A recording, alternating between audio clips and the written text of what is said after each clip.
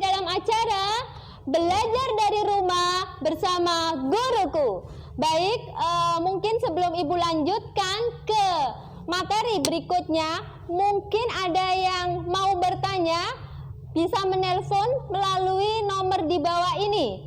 Anak-anak, jadi kalau ada yang ingin ditanyakan tentang materi yang barusan Ibu jelaskan, silakan menelpon di nomor di bawah ini ya. Silakan, Ibu tunggu.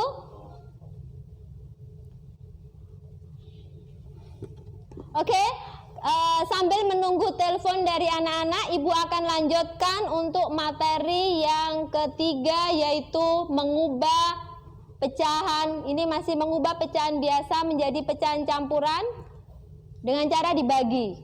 Ya, agak cepat. Nanti kalau kurang paham bisa menelpon langsung, yaitu dengan cara pembagian. 7 dibagi 2 itu dibagi 3, hasilnya 2, dikurangkan sisanya 1.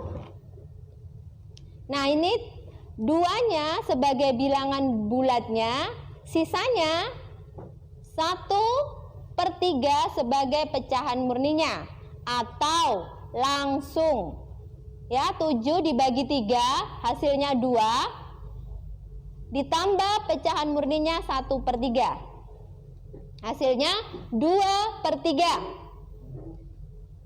Belum ada yang menelpon ini? Oke, Ibu lanjutkan lagi ya mungkin.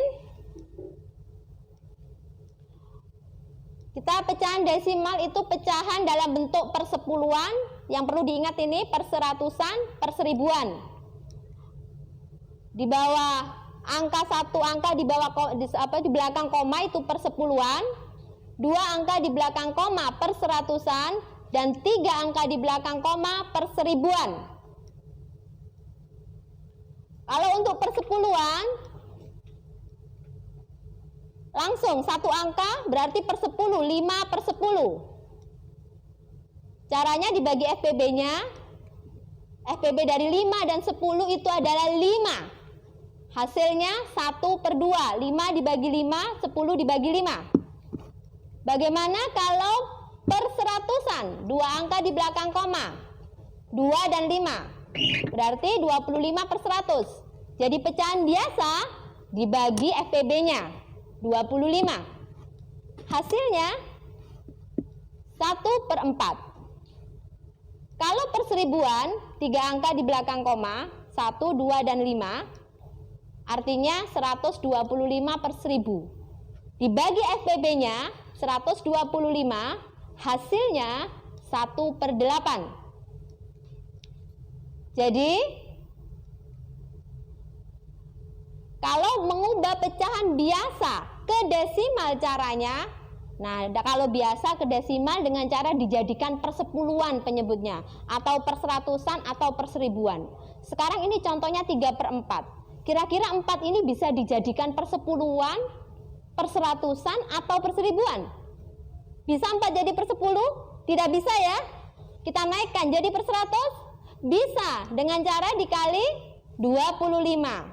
Nah, hasilnya 75/100. Berarti desimalnya 0,75. Belum ada yang nelpon? Berarti anak-anak paham ya ini? Ibu lanjutkan. Pecahan persen.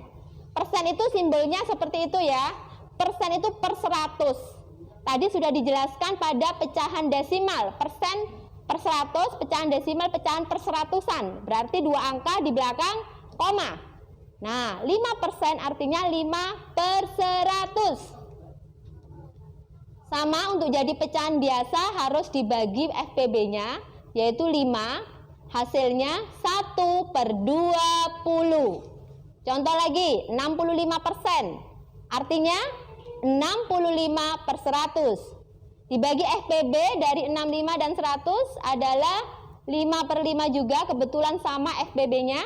Hasilnya 13/20. Nah, mengubah pecahan biasa ke persen, dibalik sekarang. Persen itu per 100, jadi dijadikan per 100. Misalnya 3/20. Ini pecahan biasa. 20 untuk jadi per 100 dikalikan berapa ya? Betul sekali, dikalikan 5. 20 kali 5, 100 ya. Hasilnya 15 per 100. Artinya 15%. Halo, ada yang telepon? Halo, Iya. SBO TV? Iya, Iya, dari siapa? dari Kamila Laili Azura. Kamila? Berjo 6, Bu. Oke, Kamila dari SD Margorejo 6 ya. Silakan Kamila yang ditanyakan.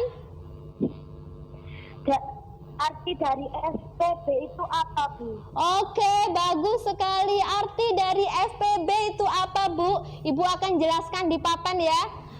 FPB itu adalah faktor persekutuan terbesar.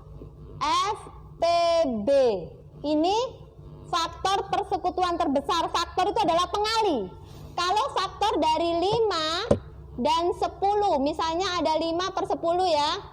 Nah ini faktornya 5 itu ada 1 sama 5. Kenapa? Kan pengalinya cuma 1 sama 5. 1 dikali 5 hasilnya 5. Ada 2 faktor dari 5? 2 dikali berapa? Nggak ada kan? Maka dari itu faktor dari 5 itu 1 dan 5. Terus 10 faktornya itu 1, 2, 5, 10. Pengalinya ini 1 dikali 10, 10. 2 dikali 5, 10. FPB itu yang sama. Yang paling besar yang sama. Ini yang sama terbesar 5. Maka FPB dari 5 dan 10 adalah 5. Ini. Gimana? Sudah paham untuk FPB-nya? Gimana Mbak? Sudah paham? Yang dari Margorejo 6? Oke, semoga sudah mengerti. Baik anak-anak, Ibu sedikit melanjutkan. Sedikit Ibu lanjutkan ya. Oke, untuk perubahan nanti bisa dipelajari. Ini ada penyebut, ini dengan cara yang lain ya. Nanti bisa dipelajari sendiri untuk cara yang lainnya. Ini dengan cara pembagian. Kalau misalnya penyebutnya itu tidak bisa dikalikan, hasilnya bukan faktor dari 100, maka harus dibagi manual. Cara pembagiannya ini seperti ini. Tapi untuk kelas 4 ini jarang keluar ini. Biasanya di kelas besar ini ada. Ini ya. Oke. Nah, hasilnya 42 per 100, artinya 42%. Persen itu per 100. Oke, ini untuk tugasnya. Ini tugasnya di rumah ya. Nanti tugasnya ini ada 2 tugas, tugas pengetahuan sama praktek. Ini tugas pengetahuannya ada 4. Untuk tugas prakteknya, nih, membuat replika coklat batangan 3 dimensi. 3 dimensi itu seperti ini. Ini 3 dimensi, ada ukuran panjang, lebar, tingginya. Ini 3 dimensi. Terus ini nilainya anggap 100%. Anak-anak boleh membuat ukurannya bebas. Pokoknya kalau utuh itu 100%.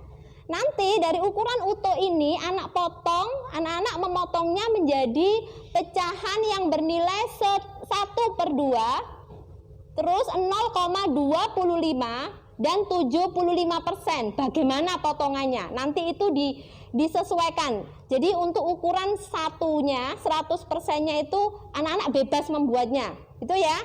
Oke, jadi ada 2 tugas, tugas pengetahuan dan tugas proyek. Sudah paham anak-anak? Oke, baik. Sekarang dilanjutkan oleh materi selanjutnya oleh Bapak Markus. Monggo Bapak Markus. Halo, selamat pagi anak-anak. Tetap semangat ya.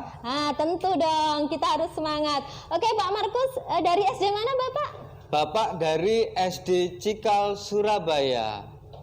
Oke, Bapak, ini saya sudah selesai, jadi monggo dilanjutkan acaranya. Untuk materi apa Bapak?